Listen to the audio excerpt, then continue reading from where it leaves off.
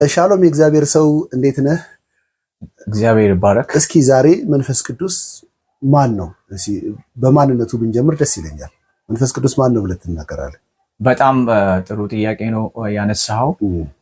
መንፈስ ቅዱስ በቀላል አማርኛ ራሱ እግዚአብሔር ነው። ምክንያቱም መጽሐፍ ቅዱስ ዘፍጥረት መጽሐፍ ምዕራፍ 1 ቁጥር 26 ላይ ስንመለከት እግዚአብሔር ማለት ሰውን በመልካችን እንደ ምሳሌያችን እንፍጠር አለ። እዚህ ቦታ ላይ እግዚአብሔር አለ ስል እግዚአብሔር አብ ነው። እግዚአብሔር አብ እንፍጠር ብሎ የሚያወራው መላእክቶችን አይደለም ወይም ሌላ ሰውን አይደለም። አብ እዚህ ቦታ ላይ የሚያወራው ከመንፈስ ቅዱስና ከወልድ ጋር ነውና ስለዚህ መንፈስ ቅዱስ ራሱ እግዚአብሔር እንደሆነ እዚህ ቦታ ላይ እንመለከታለን ማለት። ስለዚህ በአጭር ቋንቋ መንፈስ ቅዱስ ራሱ እግዚአብሔር ነው፣ አምላክ ነው መንፈስ ቅዱስ ማለት ነው። ኦኬ መንፈስ ቅዱስ አምላክ ነው ካልን አሁን ከአማኙ ጋር ምን አይነት ህብረት ነው ያለው? አሁን በዚህ ሰዓት ከቤተ ክርስቲያን ጋር ማለት ነው። በጣም ጥሩ ጥያቄ።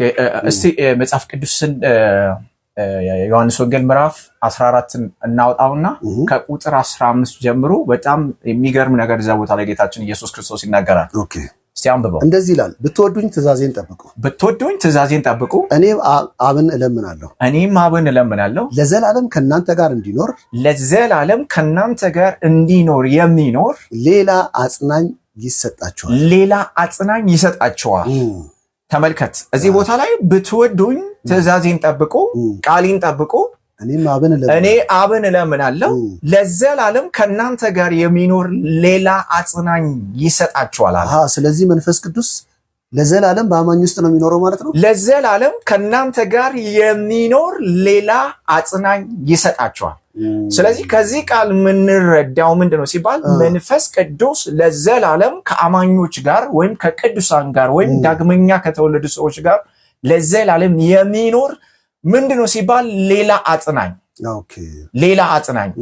ስለዚህ መንፈስ ቅዱስ አምላክ ነው። ሌላ አጽናኝ የሚለውን ቃል ኦሪጂናል ቃሉ በደንብ ነው የሚገልጸው። አሎስ ፓራክሊቶስ ማለት በግሪክ ቋንቋ ፓራክሊቶስ ማለት ነው። አሎስ ፓራክሊቶስ ይላል እዚህ ቦታ ላይ ብትመለከት ማለት። ስለዚህ አሎስ ፓራክሊቶስ ማለት ምንድነው? ተመሳሳይ እኔን የሚመስል ነገር ግን ሌላ ፐርሰን ማለት ነው። ሌላ አጽናኝ የሚያጽናና ነገር ግን ሌላ ይሰጣቸዋል አለ። እዚህ ቦታ ላይ በጣም የሚገርም ቃል ነው የሚናገረውና ከዛ በኋላ የሚቀጥለውን ጥቅስ እስቲ አንብበው። ቀጥሎ ይላል እመጣለሁ በኋላ ትንሽ እርሱም ዓለም የማያየውና የማያውቀው ስለሆነ ሊቀበለው የማይችል የእውነት መንፈስ ነው። ተመልከት። ነገር ግን ከእናንተ ዘንድ ስለሚኖር በውስጣችሁም ስለሚሆን እናንተ ታውቁታላችሁ። በጣም የሚገርም ነገር ነው። ተመልከት። ሌላ አጽናኝ ይሰጣችኋል አለና ይህን ሌላ አጽናኝ የተባለውን ፐርሰን ዓለም አንደኛ አያየውም፣ ሁለተኛ አያውቀውም፣ ሶስተኛ ሊቀበለው አይችልም ማለት። እዚህ ቦታ ላይ ግልጽ ማድረግ ያለብን ነገር ምንድነው? ዓለም ብሎ የሚያወራው ግዑዙን የዓለም ፓርት አይደለም። ዓለም ብሎ የሚያወራው ክርስቶስን ያልተቀበሉ ሰዎችን ነው።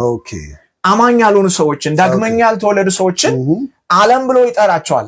ስለዚህ ይህን ፐርሰን መንፈስ ቅዱስ የተባለውን አጽናኝ የተባለውን ፐርሰን ዓለም አያየውም፣ ዓለም አያውቀውም፣ ሊቀበለውም አይቻለውም ይልና የሚቀጥለውን ተመልከት። የእውነት መንፈስ ነው፣ ነገር ግን ከእናንተ ዘንድ ወይም በእናንተ ዘንድ በውስጣችሁ ስለሚሆን እናንተ ታውቁታላችሁ። ዋው! ተመልከት። ዓለም አያየውም፣ ዓለም አያውቀውም፣ ሊቀበለውም የማይቻለው የእውነት መንፈስ ነው አለና ነገር ግን እናንተ ታውቁታላችሁ አለ። ግን አንድ ነገር ጋፕ ያለ አይመስልህም? እስቲ ቤተክርስቲያን ብዙ ጊዜ መንፈስ ቅዱስን እንጋብዛለን፣ መንፈስ ቅዱስ እንዲመጣ የሚል ሐሳቦች አሉ። እዚህ ጋር ግን በውስጣችሁ ስለሚሆን እናንተ ታውቁታላችሁ ነው የሚለው። ቃሉ የሚለው በአማኝ ውስጥ መንፈስ ቅዱስ አለ ነው። ዋው! እሺ በዚህ ጉዳይ ላይ ተመልከት። በጣም እኔ ብዙ ጊዜ ነገር አወራለሁና ናና ረስርሰኝ፣ ናና ንካኝ፣ ናና እንደዚህ አድርገኝ የሚሉ ንግግሮች እና ዝማሬዎች ትክክል አይደሉም ከዚህ ቃል አንጻር ስንመለከት ማለት ነው። ምክንያቱም ቅድም እንደገለጽነው ለዘላለም ከናንተ ጋር የሚኖር ለዘላለም ማለት አንድ ሰው ጌታ ኢየሱስ ክርስቶስን ተቀብሎ ዳግመኛ ተወልዶ መንፈስ ቅዱስን ከተቀበለበት ቅጽበት ሞመንት ጀምሮ ለዘላለም አብሮት የሚኖር ማለት ነው። ታትሟል በለኝ። ስለዚህ ለዘላለም ደግሞ የት ይኖራል ሲባል በእናንተ ውስጥ ይኖራል የሚል ሐሳብ ነው ጌታችን ኢየሱስ ክርስቶስ የተናገረው ማለት። ስለዚህ አንተ ውስጥ የሚኖር ከሆነ እና ብለህ እንዴት ነው የምትጠራው? በፍጹም አንተ ውስጥ የሚኖር ናኮ ብለህ የምትጠራው አንተ ጋር የሌለ ነገር ነው። በርቀት ሌላ ቦታ ላይ ያለው ነገር እና ብለህ ትጠራዋለህ። ነገር ግን አንተ ውስጥ ያለውን ናነካኝ ልትል አትችልም። የሚለውም እኮ ዓለም ሊያውቀው አይችልም፣ ሊያየው አይችልም፣ ሊቀበለው አይችልም። ዓለም ላይ ሩቅ ነው፣ ለዓለም ሩቅ ነው። እናንተ ግን በውስጣችሁ ስለሚሆን ታውቁታላችሁ። እናንተ ዘንድ ስለሚሆን እናንተ ታውቁታላችሁ። እዚህ ቦታ ላይ የሆነ ዲሲፊክ የሆነ ቤተክርስቲያን የተሸወደችበት ወይም ሴጣን የሆነ ዕውቀት የዘራ አይመስልህም? በጣም ክርስቶስን አስመልክቶ በትክክል ነው እንጂ ፓስተር ተመልከት እስቲ እናንተ ታዩታላችሁ አላለም። እዚህ ጋር ማንሳት የምፈልገው ነጥብ እናንተ ግን ታውቁታላችሁ፣ ግን ኖስኮ ታደርጋላችሁ ነው። ምክንያቱም መንፈስ ቅዱስ መንፈስ ስለሆነ በዚህኛው አይናችን አይታይም፣ በዚህ እጃችን አንዳስሰውም። ነገር ግን በመንፈሳችን እናቀዋለን። ለምን? በእናንተ ውስጥ ሲል በመንፈሳችን ላይ ነው ያደረው፣ በልባችን ላይ ነው ያደረው። ስለዚህ በውስጥ ያለውን ነገር በመንፈሴ ምን አደርገዋለሁ? አቀዋለሁ አለ። ከዚህ ጋር በተያያዘ ታስታውሳለህ ሮሚ መጽሐፍ ላይ ሐዋርያው ቅዱስ ጳውሎስ ከቁጥር 10 ሮሚ መጽሐፍ ምዕራፍ 8 እስቲ አውጣ ቁጥር 14 ጀምሮ ያለውን ስንመለከት በጣም ይገርም ነገር ያወራል። በእግዚአብሔር መንፈስ የሚመሩ ሁሉ እነዚህ የእግዚአብሔር ልጆች ናቸውና። በእግዚአብሔር መንፈስ የሚመሩት እነዚህ ሁሉ የእግዚአብሔር ልጆች ናቸው።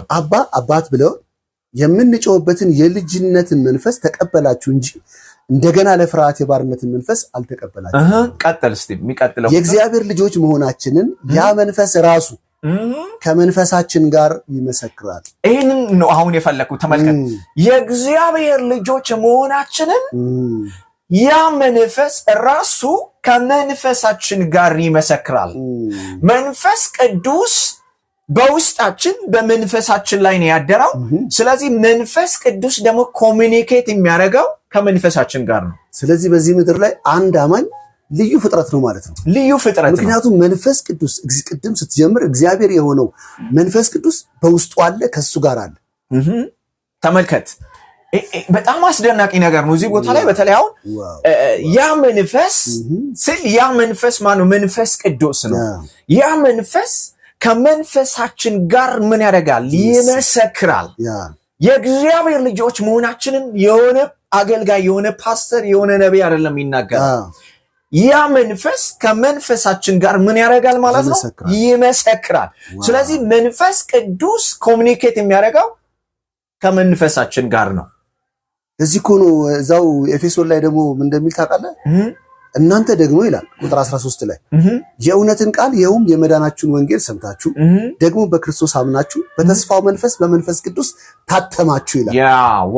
መታተም ማለት እኮ በፍጹም ሊለቅ በማይችል ማንነት ስታምፕ መደረግ ማለት ነው። ተመልከት እዚህ ቦታ ላይ እንግዲህ አስባውን ወረቀት ላይ ዝም ብለህ ማተም በምታስቀምጥበት ሰዓት ላይ የመጨረሻ ማለት እኮ የመጨረሻ ተመልከት፣ ያ የጻፍከው በዛ ወረቀት ላይ የተጻፈው መልእክት፣ የተጻፈው ደብዳቤ፣ የተጻፈው ሐሳብ ኦሪጂናል መሆኑ፣ ትክክለኛ መሆኑ፣ ተቀባይነት ማግኘቱ፣ ህጋዊ መሆኑን ማረጋገጫው ማተሙ ነው።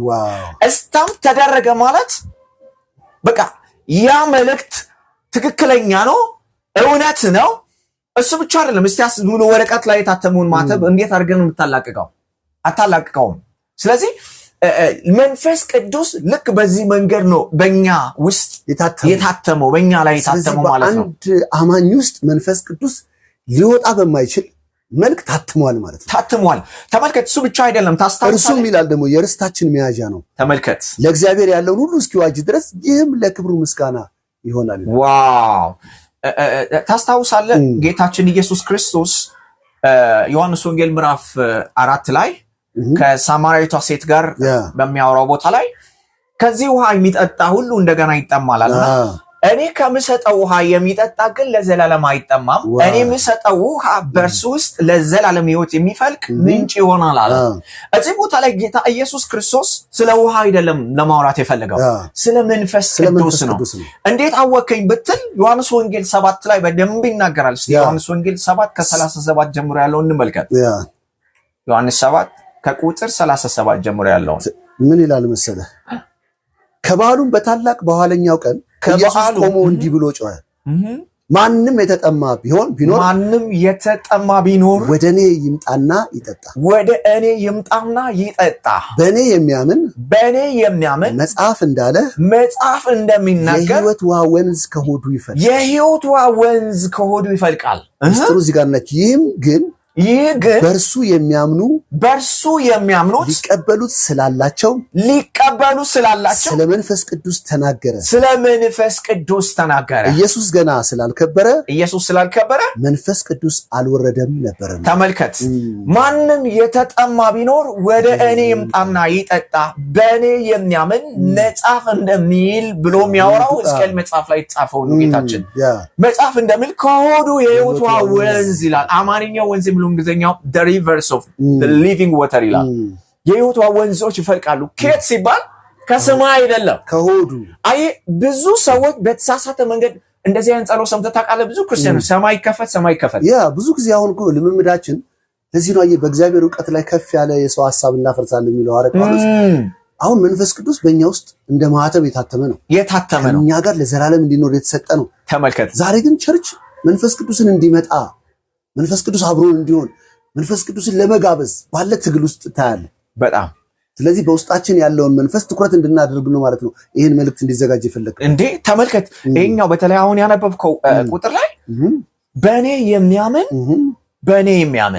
በእርሱ አምናል በእርሱ የሚያምን ተመልከት በእኔ የሚያምን ከእርሱ ሆድ ውስጥ የሕይወት ውሃ ወንዝ ይፈልቃል አለ ይህን ግን የተናገረው በእርሱ የሚያምኑ በክርስቶስ የሚያምኑ ሰዎች ስለሚቀበሉ ስለ መንፈስ ቅዱስ ተናገረ ይላል ገና ያልከበር ማለት ከትንሳኤ በኋላ ሐዋርያት ሥራ ምዕራፍ 2 ላይ የወረደው ማለት ነው ተመልከት ሐዋርያት ሥራ ምዕራፍ 2 ላይ እንደሚናጠቅ ንፋስ ከሰማይ ድምጽ መጣ ተቀምጦ የነበሩበትን ቤት ሁሉ ሞላው እንደ እሳት የተከፋፈሉ ልሳኖች ታዩአቸው በአንዳንዱ ላይ ተቀመጡባቸው ይልና ሁሉም መንፈስ ቅዱስም ተሞሉ ይላል ተመልከት መንፈስም እንደሰጣቸው በሌሎች ልሳኖች ይናገሩ ጀመረ ይላል ይህ ገና ስላልከበረ መንፈስ አልወረደም የተባለው ኢየሱስ ከከበረ በኋላ መንፈስ ወርዷልና መንፈስ ቅዱስ አሁን በዚህ ሰዓት ላይ በአማኞቹ ውስጥ ነው ያለው እስኪ አንድ ጥያቄ ልጠይቅ እግዚአብሔር ሰው እስቲ መንፈስ ቅዱስ በውስጣችን እንዳለ ያልተረዳ ገና ይመጣል በሚል ሐሳብ ውስጥ ያለ ክርስቲያን በምን አይነት ሐሳብ ነው ክርስቲያን የሚመላለሰው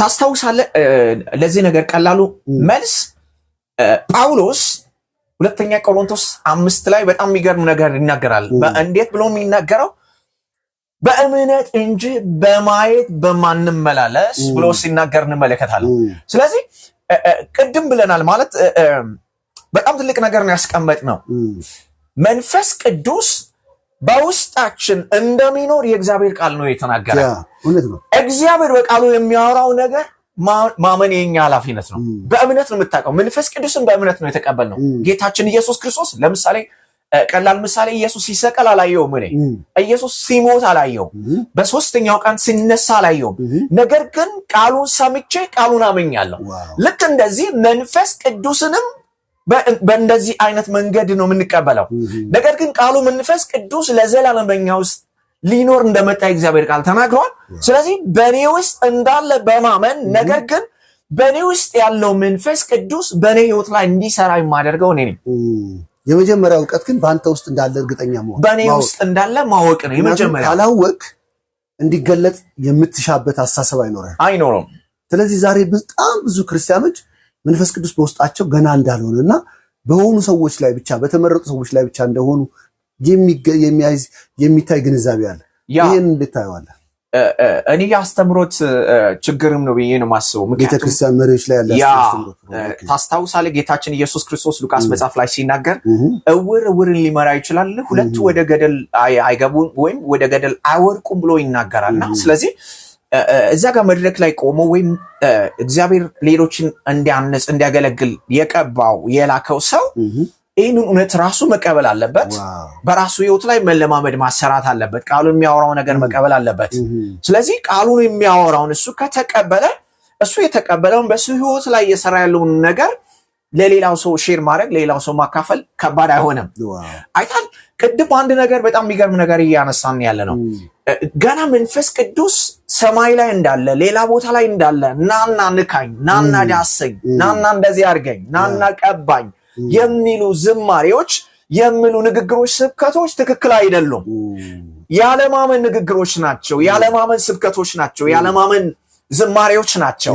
ምክንያቱም ቃሉ ለዘላለም በእኛ ውስጥ እንደሚኖር እግዚአብሔር ቃል ይናገራል። ቅድም ብለናል እኮ እኔ ከሚሰጠው ውሃ የሚጠጣ ለዘላለም አይጠማም። ምክንያቱም እኔ የሚሰጠውን ከጠጣ ሰውዬው ውስጥ ምንጭ ሆኖ ይቀመጣል ብሎ ጌታ ተናግሯል። ስለዚህ አንተ ውስጥ ነው ያለው፣ እኔ ውስጥ ነው ያለው፣ አማኝ ውስጥ ነው ያለው።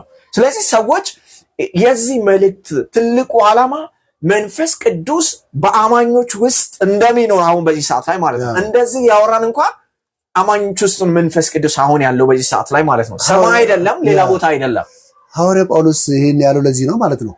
እንደዚህ ላይ አንደኛ ቆሮንቶስ ምዕራፍ 2 ቁጥር 4 ላይ እምነታችሁ በእግዚአብሔር ኃይል እንጂ በሰው ጥበብ እንዳይሆን ቃሌም ስብከቴም መንፈስንና ኃይልን በመግለጥ ነበር እንጂ በሚያባብል በጥበብ ቃል አልነበረም።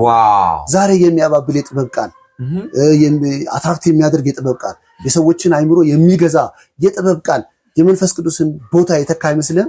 በጣም ተክቷል። እስኪ በዚህ ጉዳይ በጣም ተክቷል እንጂ ቅድም በጣም በግልጽ ተናግረናል። ማለት አንድ ሰው እግዚአብሔርን ቃል እንደወረደ ቃሉ ለማለት የፈለገውን ነገር ተቀብሎ በሱ ማይንድ ውስጥ በሱ አእምሮ ውስጥ ያለውን የራሱን ሐሳብ ካልጣለ በራሱ ሐሳብ ነው የሚመላለሰው።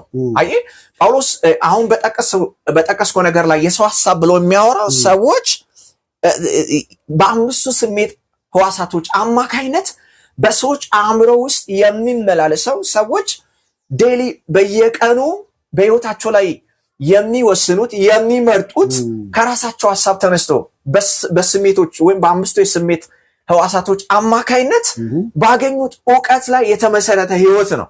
ስለዚህ ይሄ ህይወት ደግሞ ቅድም ስናወራ እንደነበረው የመንፈስ ቅዱስ ሐሳብ ላይሆን ይችላል።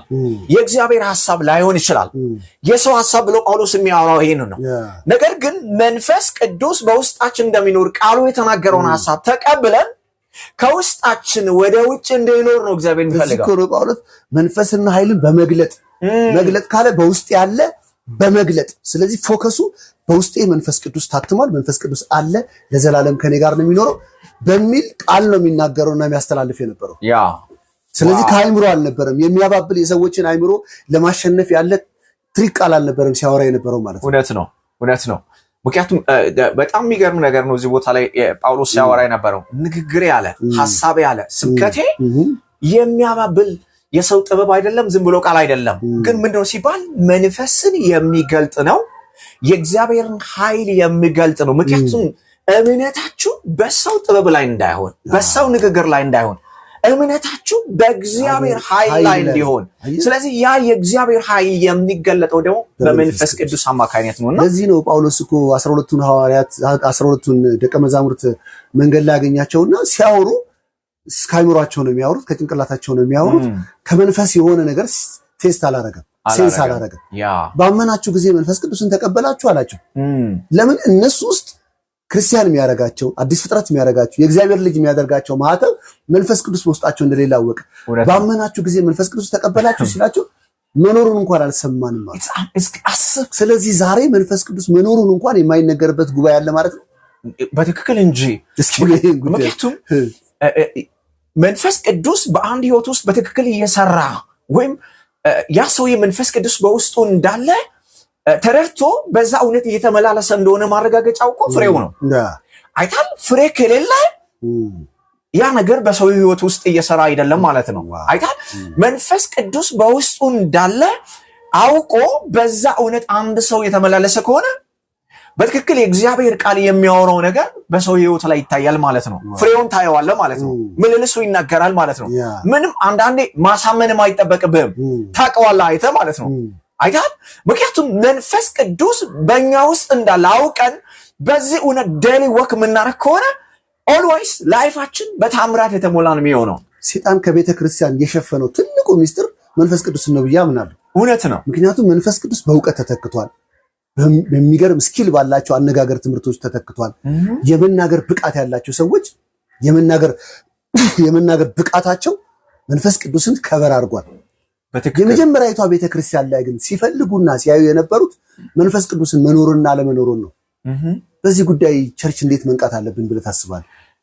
እኔ ቸርች ወደ ቃሉ መመለስ አለባት ብዬ ነው ማለት ነው። ወደ መጀመሪያዊቷ ቤተክርስቲያን ማለት ምክንያቱም የመጀመሪያዊቱን ቤተክርስቲያን ስንመለከት በቃል ላይ የተመሰረተ ነው። እያንዳንዱ መንፈሳዊ እንቅስቃሴያቸው፣ መንፈሳዊ ምልልሳቸው እንደተጻፈው የእግዚአብሔር ቃል ነው። ለዚህ ነው አይተህ ከሆነ ጌታ ኢየሱስ ክርስቶስ ከሙታን እንደተነሳ መጀመሪያ ያደረገው ለደቀ መዛሙርቱ ምንድነው ሲባል መጽሐፍትን ያስተውሉ ዘንድ አእምሮአቸውን ከፈተላቸው ብሎ ነው የሚናገረው። ምክንያቱም አእምሮ ሲከፈት እያንዳንዷን ነገር የምታደርገው እንደ እግዚአብሔር ቃል ነው። ንግግር እንደ እግዚአብሔር ቃል ነው የሚሆነው። እያንዳንዱ ውሳኔ፣ እያንዳንዱ ድርጊት እንደ እግዚአብሔር ቃል ነው የሚሆነውና ስለዚህ ቤተክርስቲያን አሁን ያለው የሰው ልምምድ አሁን ያለው ከመንፈስ ቅዱስ ውጪ ከወንጌል ውጪ ከቃሉ ውጪ የሆነው ልምምድ ወደ እግዚአብሔር ወደ እውነተኛይቱ እንዲመለስ ሰዎች ወደ እግዚአብሔር ቃል መመለስ አለባቸው ብዬ ነው ማስበው። እስኪ አሁን መንፈስ ቅዱስ እግዚአብሔር ነው በእኛ ውስጥ አለ፣ በአንድ አማኝ ውስጥ አለ፣ ያውም ለዘላለም ነው ያለው የሚል እግዚአብሔርን ቃል እውነት አይተናል። አንድ አማኝ አሁን ይህን መልእክት እየሰሙ ያሉ አማኝ ከመንፈስ ቅዱስ ጋር ህብረት ማድረግ ኮሚኒኬት ማድረግ የመንፈስ ቅዱስን ድምፅ ለመስማት ምን አይነት መንፈሳዊ ስርዓቶችን መከተል አለበት? የመጀመሪያው ስቴፕ ከቃሉ ጋር ሰው ያለው ህብረት ነው። ምክንያቱም መንፈሳዊ ነገሮችን መንፈስ ቅዱስን ጨምሮ ያለ እግዚአብሔር ቃል መንፈሳዊ ነገሮችን መረዳትና ማወቅ አንችልም። ስለዚህ የእግዚአብሔርን ቃል እያጠናን ስንሄድ የእግዚአብሔርን ቃል እያወቅን ስንሄድ መንፈሳዊ ነገሮችን እየተረዳን ነው የምናውቀው። ስለዚህ እነዚህ ሁለት ነገሮች በተለይ በትክክለኛው እንደ እግዚአብሔር ቃል የሆነ ጸሎትና የእግዚአብሔርን ቃል በትክክለኛው መንገድ መረዳት በመንፈስ ቅዱስ መረዳት አብሮ የማይለያዩ የማይነጣጠሉ ነገሮች ናቸው። የእግዚአብሔርን ቃል በመንፈስ ቅዱስ መረዳት እስኪችን ቃል በደንብ አስመረን ንገረኝ። ምክንያቱም ያለ መንፈስ ቅዱስ የእግዚአብሔርን ቃል መረዳት አንችልም። አንድ ሰው መንፈስ ቅዱስ ካላበራለት በስተቀር የእግዚአብሔርን ቃል መረዳት አይችልም። ስለዚህ ያ የበራለት ቃል በመንፈስ ቅዱስ ነው የበራለት ማለት ነው። ትክክል። ታስታውሳለህ ጌታችን ኢየሱስ ክርስቶስ እኔ ብሄድ ይሻላችኋል፣ እኔ ካልሄድኩ አጽናኙ አይመጣም፣ እኔ ብሄድ ግን እሱ ልክላችኋለሁ አለና እሱም ቢመጣ ወደ እውነት ሁሉ ይመራችኋል። ልነግራችሁ የምፈልገው ብዙ ነገር አለ፣ ልገልጥላችሁ የምፈልገው ብዙ ነገር አለ፣ ግን አሁን ልትሸከሙ፣ አሁን ልትቀበሉ፣ አሁን ልትረዱኝ አትችሉም። አየህ መንፈስ ቅዱስ በመጣ ጊዜ ግን ወደ እውነት ሁሉ ይመራችኋል። ስለዚህ እግዚአብሔር በክርስቶስ ኢየሱስ ያደረገውን ነገር ልትረዳ ልታቀም የምችልበት the only way መንፈስ ቅዱስ ነው ሊሆን የሚችለው ማለት ነው። እሱ ብቻ አይደለም። ታስታውሳለህ ዮሐንስ ወንጌል ምዕራፍ 14 ቁጥር 26 ላይ አብ በስሜ የምልከው አጽናኝ የሆነ መንፈስ ቅዱስ በመጣ ጊዜ ሁሉን ያስተምራችኋል፣ እኔ ነገርኳችሁን ራሱ እንድታስታውሱ ያደርጋችኋል ይላል። ስለዚህ መንፈሳዊ እንቅስቃሴ ያለ መንፈስ ቅዱስ አይታሰብም። ስለዚህ ከመንፈስ ቅዱስ ጋር ያለው ትክክለኛ ህብረት የእግዚአብሔርን ቃል እንድትረዳ ያደርጋል፣ በትክክለኛው መንገድ ደግሞ እንድትጸልይም ያደርጋል ማለት ነው። ለዚህ እኮ ነው አሁን ስለ አብ ስለ ወልድ ስለ መንፈስ ቅዱስ ሲጻፍ መንፈስ ቅዱስ ከመንፈስ ቅዱስ ጋር ህብረት ነው የተጻፈው። ስለዚህ አሁን ህብረት ለማድረግ አንድ ሰው በቃሉ ላይ መቆየት አለበት። ቃሉን ማሰብና ማሰላሰል አለበት። ያኔ መንፈስ ቅዱስ በዛ ቃል ውስጥ ሆኖ ቃሉን ያበራለታል ማለት ነው። እውነት ነው። ዋው ዋው ዋው ዋው! በጣም ደስ የሚል የሚገርም መልእክት ነው። ብዙዎቻችሁ ተጠቀሙበታላችሁ። በጣም እንወዳችኋለን። ሻሎም፣ ጸጋና ሰላም ይብዛላችሁ። አሜን።